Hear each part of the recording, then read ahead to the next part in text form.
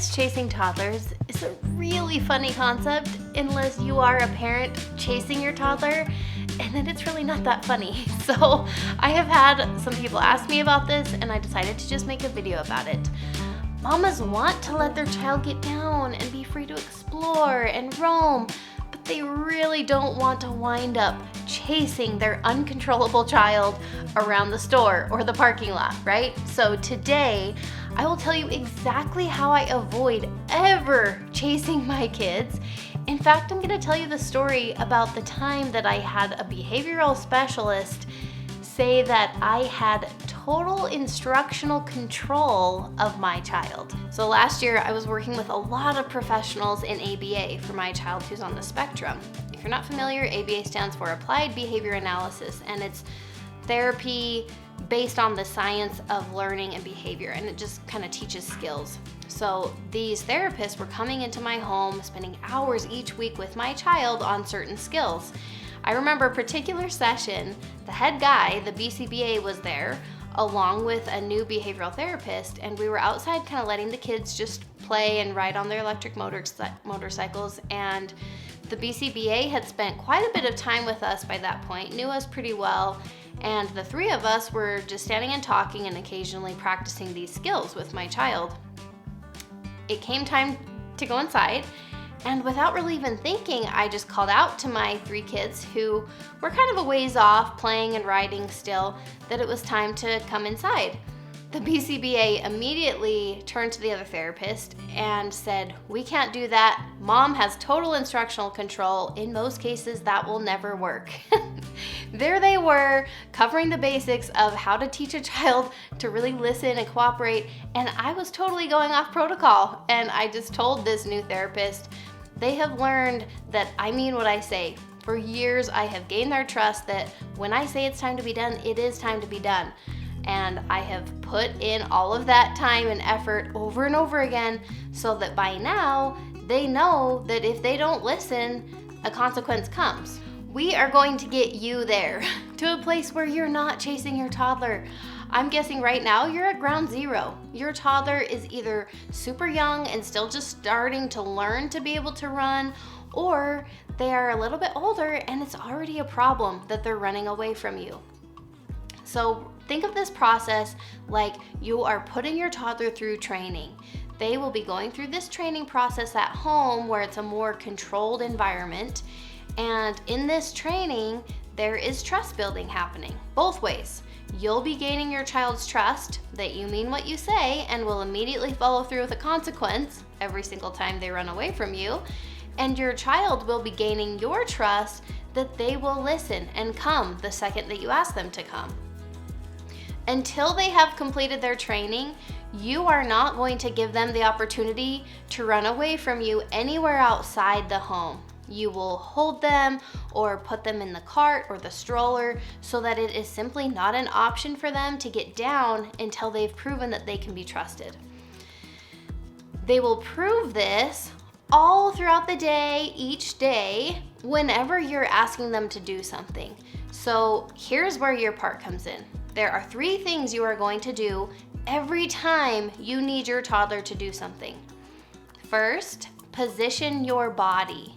Before saying anything, put yourself in a position where you are physically blocking off your child from being able to run away. We never want to make a request of our toddler until we are in the position that we're ready to enforce. So this means that we're not calling from across the room for them to come here. It means we're not barking an order from the kitchen while we're busy cooking dinner. It means we're not distracted on the phone and trying to ask them to go brush their teeth. When we do those things, our child is learning that nothing is going to happen if they don't do it, if they don't listen. We're training them that the expectation is for them to ignore us until we're yelling at them or until we're coming closer asking for the 5th time. So once your body is where it needs to be, it's time to pick the right words. An effective request is calm, clearly states what you're needing from your toddler, and gives them a choice. This choice should have 2 options, one of which you control. It's time to wash hands. Do you want to walk or be carried? It's time to get ready for bed. Should we do jammies or teeth first? It's time to take the kids to school. Do you want to put your shoes on or should I? All of these are said in a totally calm voice. They state a clear request and it gives them a choice, one of which I control, right? The third step is to follow through immediately. Calmly and with total consistency, follow through on the request you just made. It's time to wash hands. Do you want to walk or be carried? Your child says walk. Great. You stand up and allow them to walk to the bathroom. If they bolt in the other direction, you calmly and quickly scoop them up and say, it's okay, I can carry you. This is why we get so close in the beginning. It's not even a chase, or if it is, it's gonna be a really short one. So you carry them all the way into the bathroom because the choice has been made. They don't get another chance to make this same choice, but they'll absolutely get another chance to choose when that next request comes, which will be very briefly. Do you want to turn on the water or should I, right? Like once you make it to the bathroom, the next choice happens where they get that chance.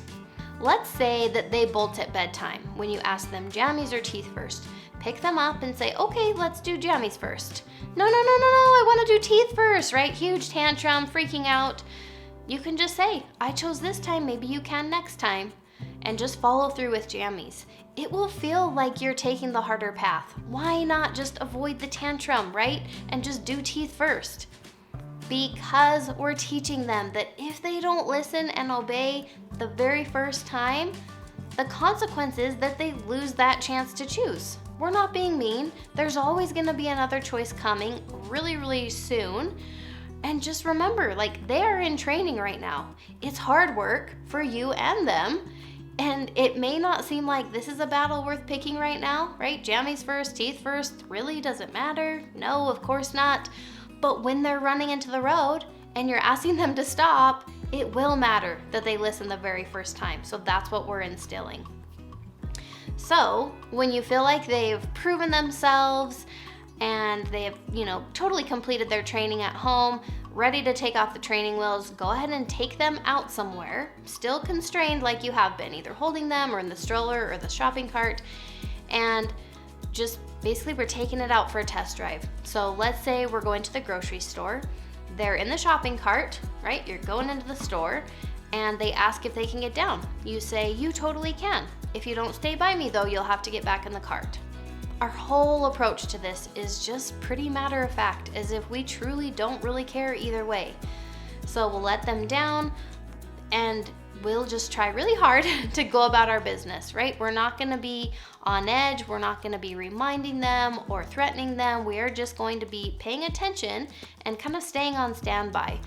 I really recommend trying to be pretty laid back and respectful as you let them just kind of do their thing.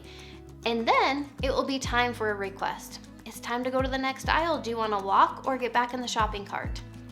Moment of truth. And either way, whatever they choose, we're ready, right? They come join you or they make a run for it. At this point, you might end up chasing your toddler.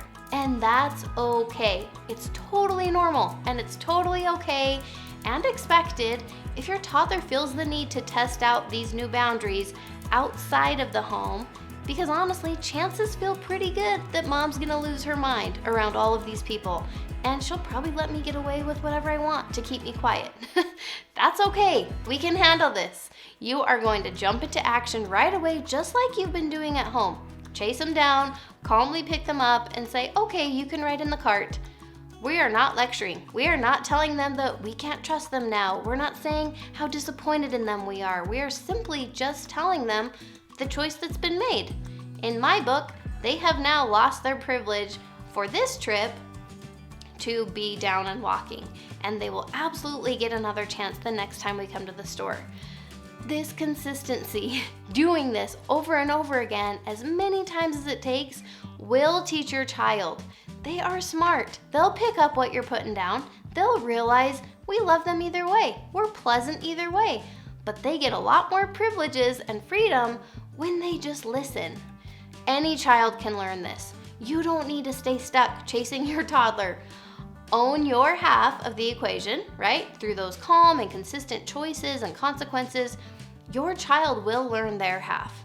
Like and subscribe if you found this helpful. It's a wonderful compliment and I appreciate it. If you want an overview on these really highly effective parenting principles that I use, check out my video of how to get your child to listen and behave. I will link it.